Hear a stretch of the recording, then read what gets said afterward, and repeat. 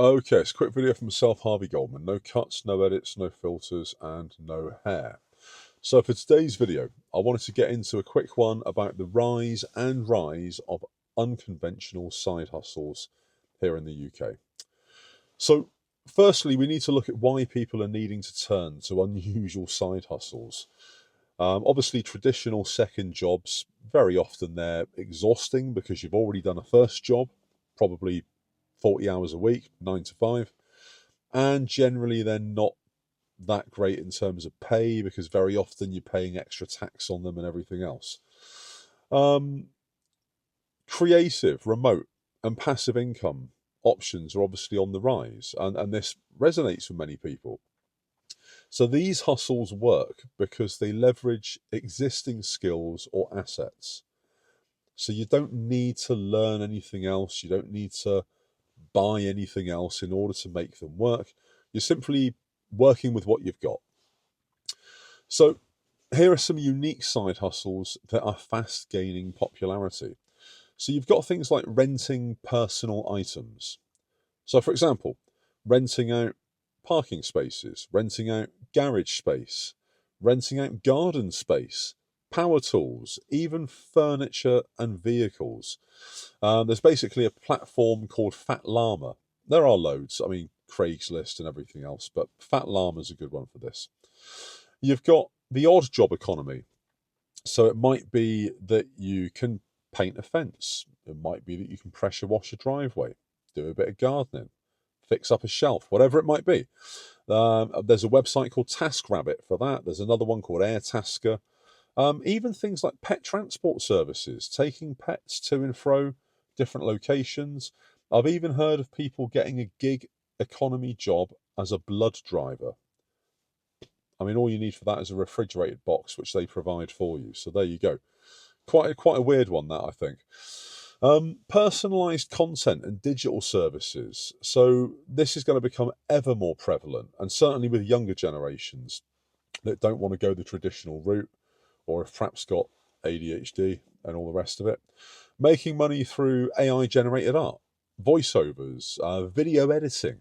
All of these things will appeal to the younger generation. You've got things like micro entrepreneurship. Who would have thought that was even a thing? But this could be basically running pop up food stalls, flapjacks, bake sales at weekend markets, even hosting local business events, a bit like the BNI, business networking initiatives, I think they were. I mean, these aren't without their risks, so don't go thinking that these are magic bullets and they're going to cure your money woes. They won't, but they will help. They do come with risks, they do come with downsides. So, one of the risks is obviously, let's just say that you rent your car out, or you rent your parking space out, you rent part of your home out. Somebody might break it. So, there is that. Somebody might disrespect your property or abuse it or just not look after it as you would, and you might end up out of pocket. Something like renting out equipment, obviously you can do that. It might be that you want to buy a car specifically to rent out. Maybe get an old white Jag and offer it for weddings or something like that. Well, that's going to need an upfront investment. The income that you get from them, it's obviously not very consistent, so it's not going to be as stable as a normal job or a regular side hustle. These are going to be very ad hoc. And lastly, the one that we all love, and that's tax implications. Now, obviously, this is something that many people forget to account for, but you absolutely should, because believe me, it's far less painful to pay your 20% than it is to have the inland revenue come after you and take you home. So it's much better just to pay your tax. So how did you get started without massive risks? Well, the obvious answer is to start small. Don't run before you can walk. Start small, test the market, try a litmus test in your local area, maybe on Facebook. Do it that way before you go slinging money into a website. Use the existing platforms that you've got and the existing audience or followers or family and friends that you've got to test the water, to test the market, and to minimize your risk. Obviously, stay flexible. Be able to adapt as situations, as things and trends change.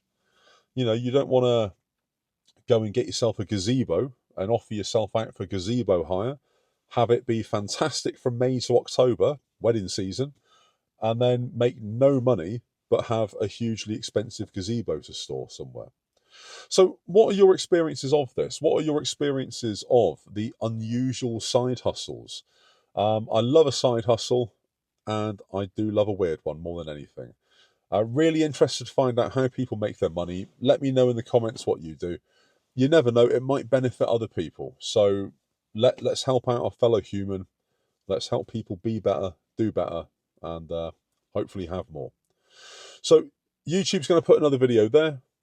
Check it out. That'd be great. Obviously, like, follow, subscribe, ring the bell, all that jazz. Another video tomorrow. Goldman, peace out.